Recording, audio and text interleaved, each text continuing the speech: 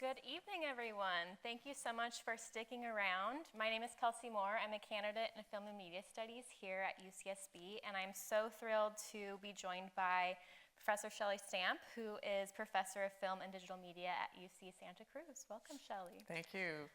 All right. So I just want to start off by thinking a little bit about the title, especially because, and this is kind of the first time I had tracked this, and I've seen this film many times, the film itself really starts with highlighting, the lighting of multiple gas lamps. So could you touch on the term gaslighting and how it relates to the overall themes of this film? Well, it's kind of amazing to think that the term gaslighting, which we use all the time now, actually comes from this film. And I think that opening is so evocative because of the gas lamps and the darkness and the fog, and it really starts to get us in the mindset of Paula's character.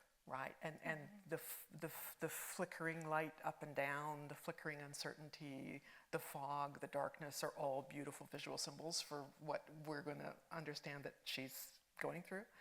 And the other thing that really strikes me about that opening scene is that she doesn't speak, and she is told what to do.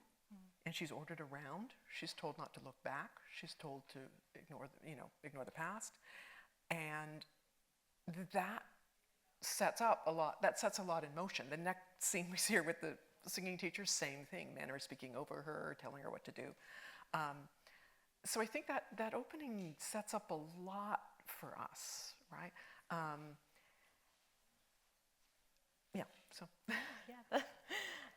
So though this narrative is set in late 19th century London, Gaslight is actually MGM's 1944 adaptation of Patrick Hamilton's 1938 play, and it's also a remake of Thurl Dickinson's 1940 British film of the same name.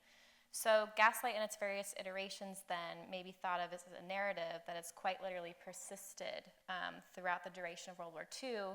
And I bring this up because sort of thinking about these films as war films has been a running theme that we've had in the Carsey-Wolf Center's big screen series. So could you speak a little bit about how this film fits into the broader repertoire of the time, and how might we think of Gaslight as a war film? Yeah, I think that's a really fascinating question, because I think there are, as you say, it's not set in the US, let alone during the Second World War, but I think there's a lot that we can think about the context of this. So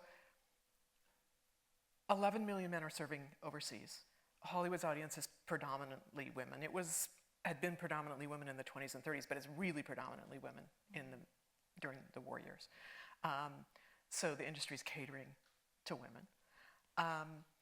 It is a period, at least on the West Coast, of prescribed blackouts. So the darkness and the black would be familiar, at least to folks living on the West Coast. And of particular interest to me is the fact that it's released in 1944, which is a key year for film noir, right? See if I can get this right, Phantom Lady, Laura, Double Indemnity, Scarlet Street, Woman in the Window, all released in 1944 and sort of setting the key films of noir, right? Setting the template for noir, many of which feature female protagonists. And so I think there's not only a kind of connection to the wartime context. For me, there's a really interesting connection to noir and the links between the kind of Gothic melodrama where we think of female audiences and noir where we don't necessarily think of female audiences. But again, the audience is predominantly female in 1944. The audiences that would have seen those early noirs also saw Gaslight and were also predominantly female, right? And I think that there's aspects of the story of Gaslight that are would have been familiar to wartime audiences and would have resonated with noir. So sort of wartime situations would have to do with the kind of family disruption that the story reveals, right? Male family members who are unexpectedly violent, right? And then there's real connections, I think, to noir in terms of the way the film emphasizes past trauma, the way the darkness and angularity of the visual style, the way that the film emphasizes kind of extreme psychological states, anxiety, neurosis, panic, paranoia, all, familiar from noir. But I think there's an interesting reversal. If you think of this film in Double Indemnity, a really interesting reversal, right, in terms of a female character in Double Indemnity, the Stanwyck character Phyllis Dietrichson, who is predatory and violent, and whose home is filled with violence, whose marriage is filled with violence, and the kind of hapless dupe Walter Neff, but there's a gender reversal here in Gaslight. So to me, there's really interesting resonances both in terms of the kind of wartime context, but then thinking about noir as emerging in the wartime too, right? This is an argument that the film historian Sherry Beeson makes about noir. She says it's not a post-war phenomenon. It begins during the war, and I think we really see the connections here.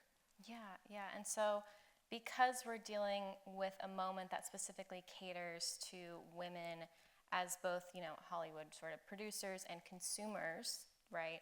And I know that archival work is an integral part of your own scholarly practice. So could you give us some insight as to how this film, was or would have been marketed, and what can contemporary audiences learn about those materials today? Well, you were kind enough to dig up a whole bunch of the marketing materials, and I mean,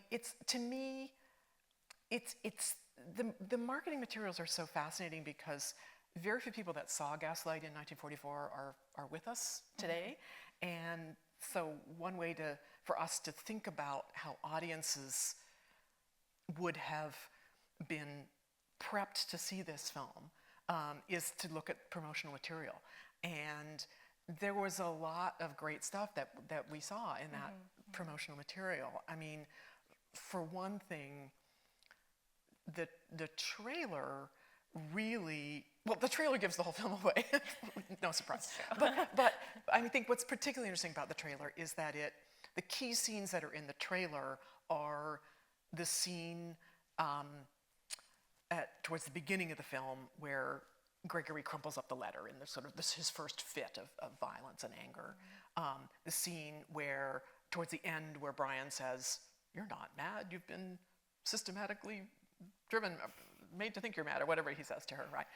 And then we get a love scene. We see a love scene between Gregory and Paula. So we already, in the trailer, so we already know. So that's interesting from the point of view of historical audiences, because it helps us understand that anybody that saw the trailer would not be wondering so much what happens, but how it happens, and would come in with a whole different set of questions, right? And the visual design of the posters, I mean, you've seen one of the key posters here, really does. Some of the posters presented both a kind of potentially loving heterosexual couple with Charles Boyer and Ingrid Bergman, but then also a menacing figure, either Cotton and or Boyer in the background. So the heterosexual couple is always kind of menaced in the marketing material. So there's a way that the marketing material is really prompting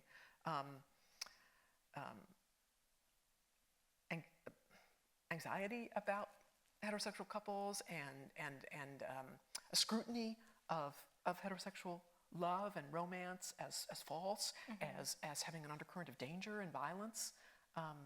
It's right there in the marketing material. Yeah.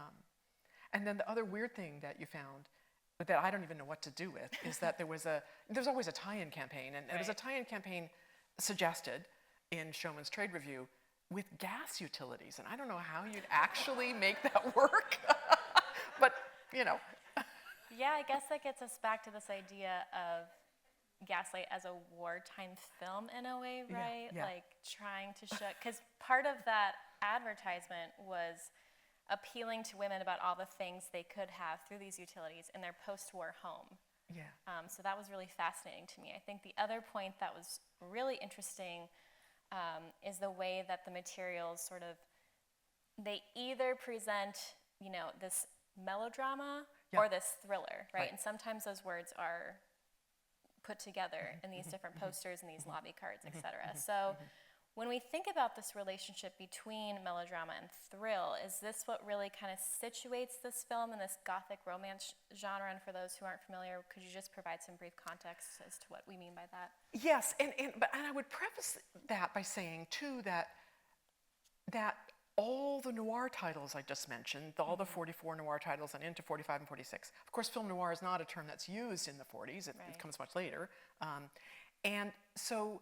The marketing and reviews of the titles we now think of as noir are also doing the same thing. They call them crime melodramas, they call them crime thrillers, they call them melodramatic, same language, right?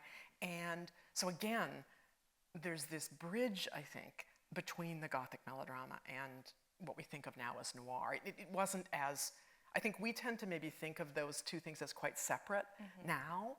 And we tend to assign a gendered audience to them in a way that I don't think is accurate for the 40s, right? We think of Gothic melodrama as a woman, part of the woman's picture, and noir as a guy genre, and I don't think that's really true. Not a genre, cycle. But so Gothic melodrama predates film, of course, long tradition in literature, but in the 40s, it's a very rich strain of the woman's picture, right? This subset of the woman's picture where there is a kind of menace in the home, particularly a menace in a heterosexual marriage, and the home is not a safe place, the home is a dangerous place. And so if we think about Rebecca of 1940 or Suspicion of 41, and then this Gaslight comes in 44, and then Enchanted Cottage in 45. Sorry, Wrong Number isn't a film until 48, but it's a very well-known radio play that's redone and rebroadcast throughout 43 is when it's first broadcast at 44. So that would have been in the air. I can't help, of course, but think of Shadow of a Doubt as well. It's not exactly a Gothic melodrama, but it's another example of a film where a male family member, in that case Uncle Charlie, is dangerous and violent and menacing, and the home isn't a safe space at all. And so Gaslight is part of that real flowering of the Gothic melodrama in the 40s. And interestingly, this particular version has many contrasts from its predecessors, and these differences include its opening. So in Dickinson's version, we watch the aunt's murder occur on screen, and we only turn to her niece as she makes her later return to Thornton Square, which we do have here, but much later. In Cukor's film, we don't see the death of her aunt. Instead, we remain outside and we watch her departure from the house as though we're one of those kind of neighborhood onlookers. And then we also see the house as gaslights for the first time, as we chatted about at the beginning. Could you speak a little bit about this opening and how it sets up the film's relationship to notions of presence, absence, and especially spectatorship? Because we're always, there's this, theme of watching throughout the whole film. Yeah, absolutely. I mean, I think it really, like, just building on what I was saying before about how it introduces this idea of Paula being spoken over and spoken to and not having her own voice or her own thoughts. I think it also prompts in us a kind of curiosity, right? What has happened in that house? Why shouldn't she look back? What is there that she shouldn't remember, right? And so it's setting up, there's an interesting contrast, I think, between this kind of mute, controlled woman on screen and an audience that is really prompted to immediately to ask questions. And then, as we were saying, if they've seen the trailer, then they have even more questions, right? Not less, but more probably if they've seen the trailer. So I think it's very interesting. So we're almost prompted to meddle and Yeah. question what's in the house, Right, right? right, So right. we also see these kind of meddlesome components in a character like Miss Thwaites, especially when we compare her to the other female characters. We have the housemaids Elizabeth and Nancy. What are we to make of Miss Thwaites and her kind of recurring presence, right? We follow her all the way to the end. Yeah. And how does her female curiosity, I think, differ from that of our kind of male detective figure, Brian Cameron? Yeah, bloodthirsty Bessie, Yeah. right? As she's yeah, she's absolutely crucial, right? Because when we meet her, she's reading a kind of Bluebeard-like story on the train, and she's going, oh my gosh, oh my gosh, oh my gosh, and so she's clearly a surrogate for us, right? She's enjoying a fictional story about a murderous man and an endangered. I was going to say an endangered wife, multiple endangered wives in that case, and so she's very clearly a surrogate for us, right? She's sort of made fun of, bloodthirsty Bessie, and she's this meddlesome neighbor, but she's clearly a surrogate for us in her curiosity and her love of bloodthirsty murder mystery tales, right? And then I think Elizabeth and Nancy are also a kind of surrogates for us too. They're suspicious of what's going on in the house. Nancy more so than Elizabeth, but even Elizabeth says to Nancy early on, he keeps telling her she's sick, but I'm not sure she is. And then Nancy really pushes. Like she says, why can't we go up there? What's upstairs? She doesn't look sick to me. And so those three women, I think, are very clear on-screen surrogates for audience members, female audience members in particular, right, who bring a kind of curiosity to this story. And I think it's really important that those three diegetic surrogates really appear and start questioning things long before Brian shows up, right? And so that curiosity is really important, and I think it's an interesting balance with Paula, because as much as we are invited to empathize with Paula and to share her experience in many, many ways, right? We are also invited to recognize that kind of curiosity and love of murder mysteries that these other women have. So it's really interesting. Yeah. So unlike Miss Thwaites, and especially Elizabeth, right, because she does seem to be the most protective of the two housemaids. Yeah. And she's suspicious. Nancy, which, this is notably Angela Lansbury's film debut and her first Academy Award nomination, which is great. But she's predominantly defined by her promiscuous ways. And so why do you think the film provides us with these, key yet contrasting female archetypes? Like, what are the different functions of having this kind of promiscuous curiosity?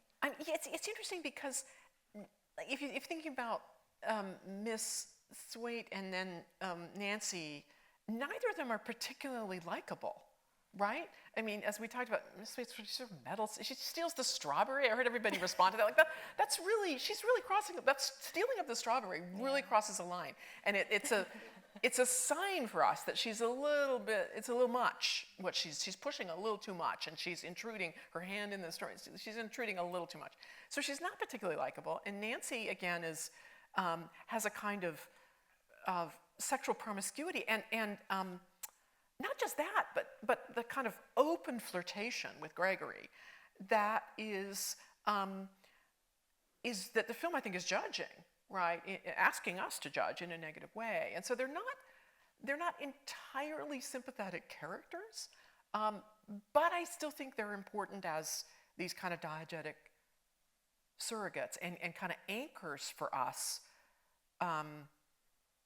as people who suspect that something's wrong, right?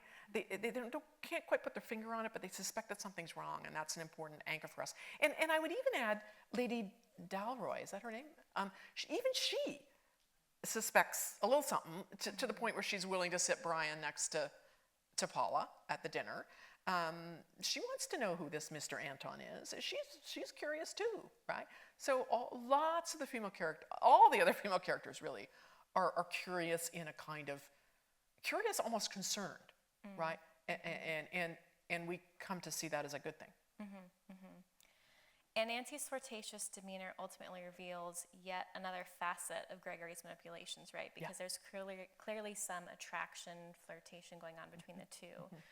Can you speak a little bit about Gregory's character and his strategic reliance on varying modes of affection? How does his duplicity compare to other sort of husband figures, from these other Gothic romances or noir films that you've mentioned? Well, I mean, part of me wants to say they're all of a piece. They're all so awful. But what's interesting about this one, I think, is that we're really, the audience is really invited to scrutinize him from the beginning. We're never really duped by him, right? Like that opening, the scene when she leaves her singing lesson and we understand them to be a couple and they kiss and that's all framed, with that kind of metal fence behind them that casts this web of shadows, spider-like web of shadows onto them. And then when she leaves and we see him at the end, he's shot through that fence, so he's literally imprisoned. So, and she says, "I don't know you." So from the beginning, right, we're encouraged to scrutinize his affection, right? And then as the film progresses, there are other compositions where we are allowed to see two shots where they're both in the frame, where we're allowed to see his reaction that she doesn't see because of the blocking, right? We see a response on his face that she doesn't see because she's turned away. And we can see that she doesn't see, right? We see and we can see that she doesn't see. So, like when he sees her portrait, the aunt's portrait for the first time, or the letter, when she's reading the letter for the first time. So there's all sorts of ways in which I think even if an audience hasn't seen the trailer, the film sets up a kind of suspicion always about his affection. I think it's always in question, right? Yeah, and I think we even get, at the beginning when they're at the Tower of London and he's reading about the jewels, and you can tell that he's no longer reading, he's just kind of doing this from memory, and you see him kind of go into this daze that we then get later, where he's actually the one who's kind of in this obsessive imaginary state, which is a very interesting contrast to what he's trying to do to Paula. Right. Now, when we think about Paula and Ingrid Bergman's portrayal of her, which this performance earned Bergman her first Best Actress Academy Award win, can we think a little bit just about Bergman's performance and how she kind of facilitates Paula's gradual undoing? It's interesting because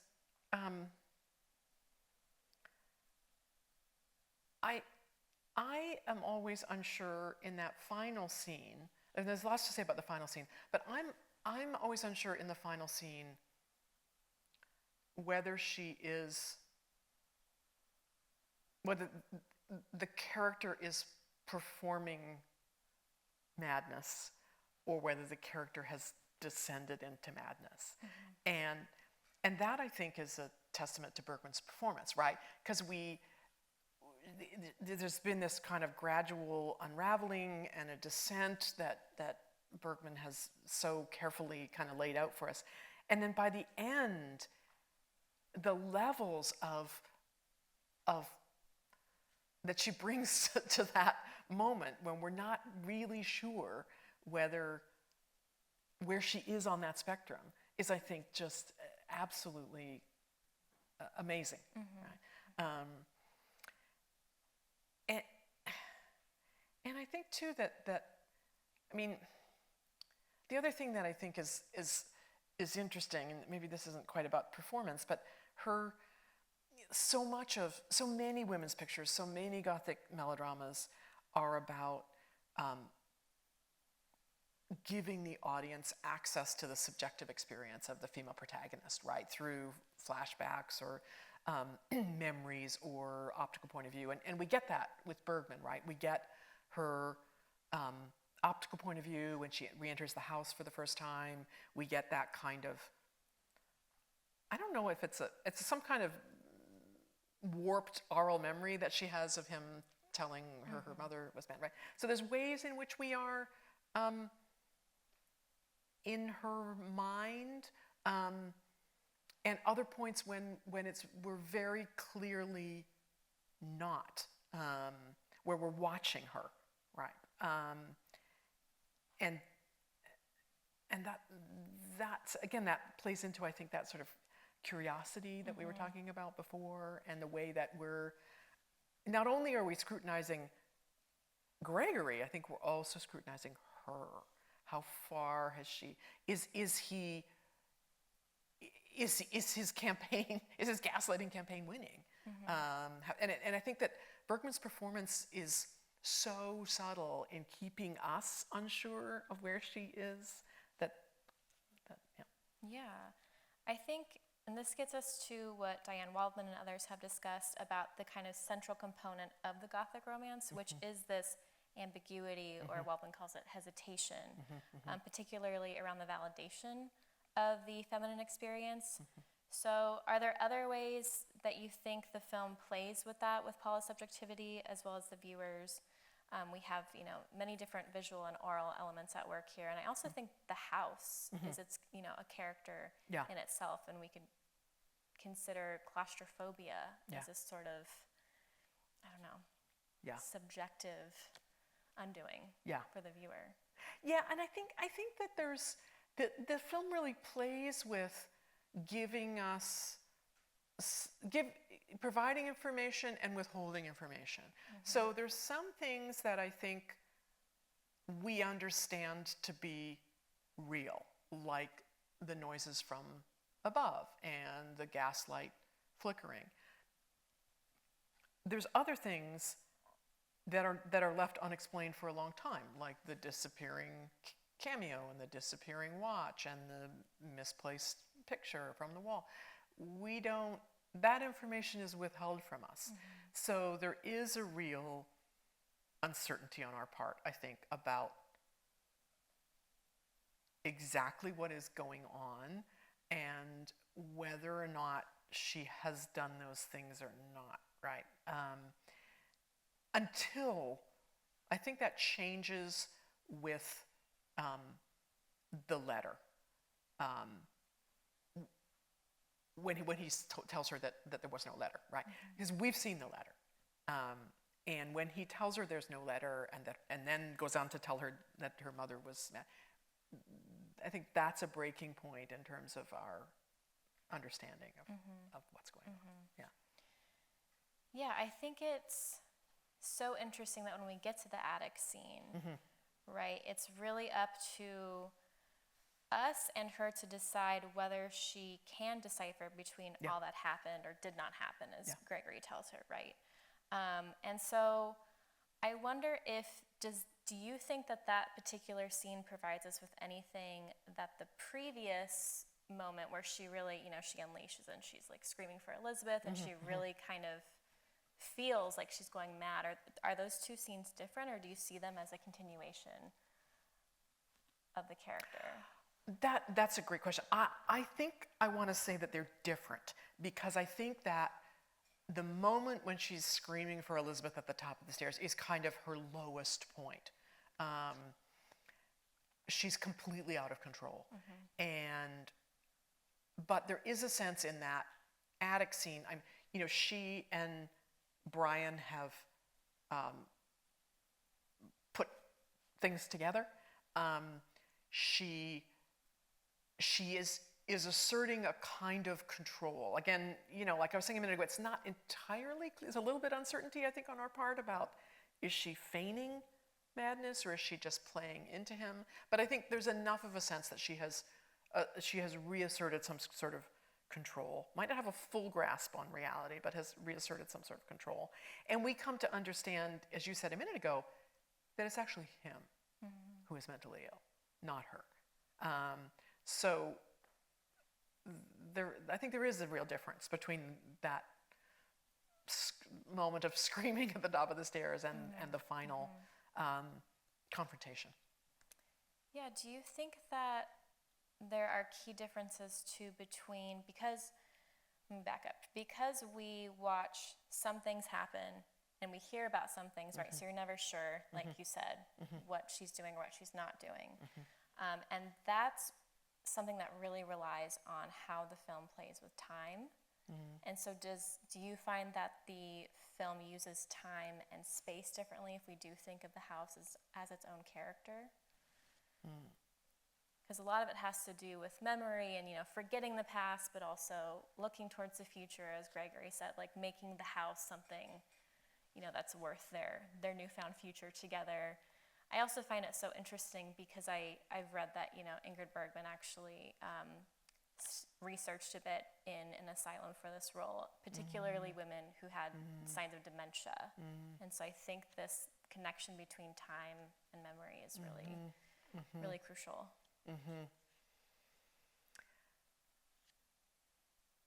Yeah, that's interesting to think about that. I think that when I think about the house too, I think of it also as a kind of a material symbol for the weight of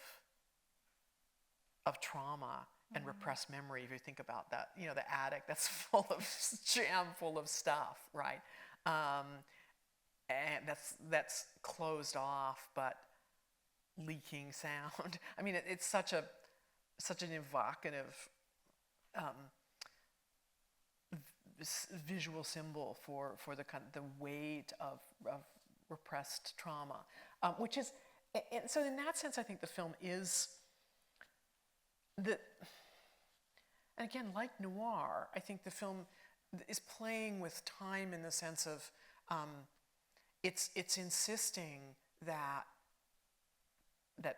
past trauma, particularly repressed trauma, is going to return. It's there. It's going to return. It's going to come out of the past to get you. And you can't hide from it. It doesn't do any good to not to look back. Two characters tell her, don't look back. So that, in that sense, there's a kind of playing with time too, having to do with trauma and repression. Yeah, certainly. And I think time gets us to thinking through this film's legacy, right? So not only are we very aware that gaslighting itself has become such a buzzword, but these conversations did not start with this film, and they're certainly ongoing. So could we think just a bit about how this film fits into this much larger trajectory of sexual abuse and gender inequity throughout Hollywood and Me Too and even beyond that? Yeah, I think that, first of all, I think this film is reminding us of the violence that lurks behind gaslighting, right? Gaslighting that many of us experience all the time. And so it's really, it's so great that this is the film that the term comes from, because it's not just because there's gaslights in the film, it's because there's violence that's lurking behind this kind of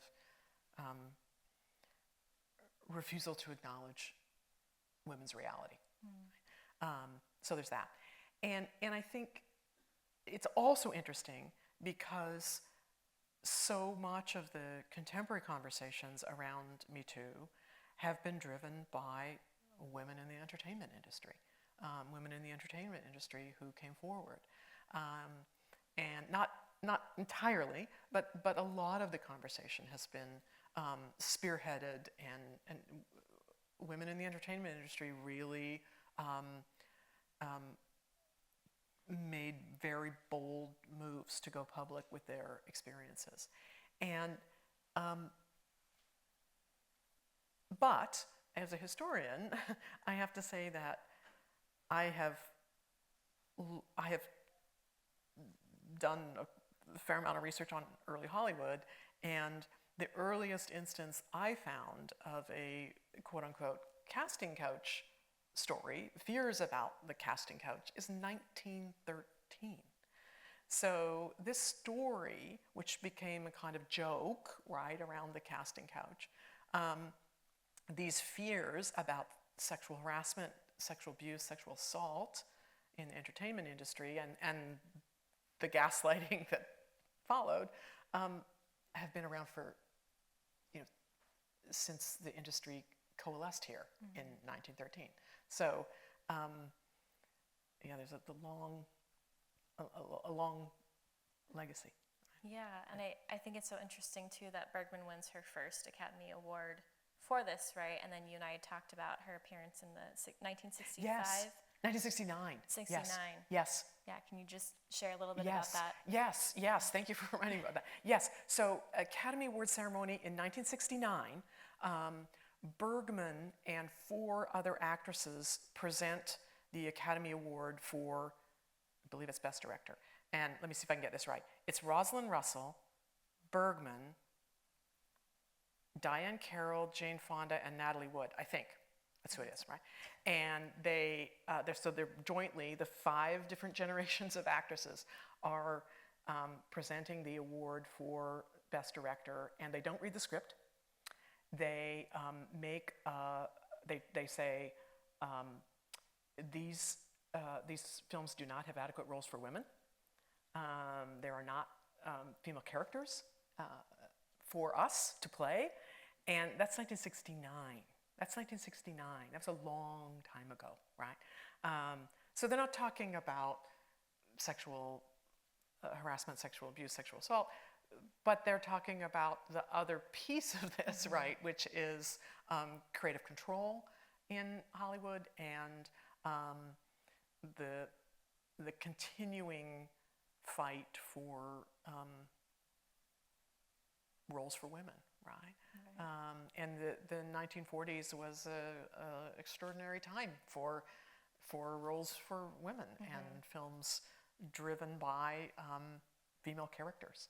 Right, and we clearly we really don't get that appearance, right, at the Oscars without this film. So yeah, that's right, really great. right, That's exactly, really great, exactly. yeah. I think the fact that Rosalind Russell and Bergman are part of that group of 5, that multi-generational group of 5, tells you a lot. Great. Thank you so much. Thanks for sticking with us.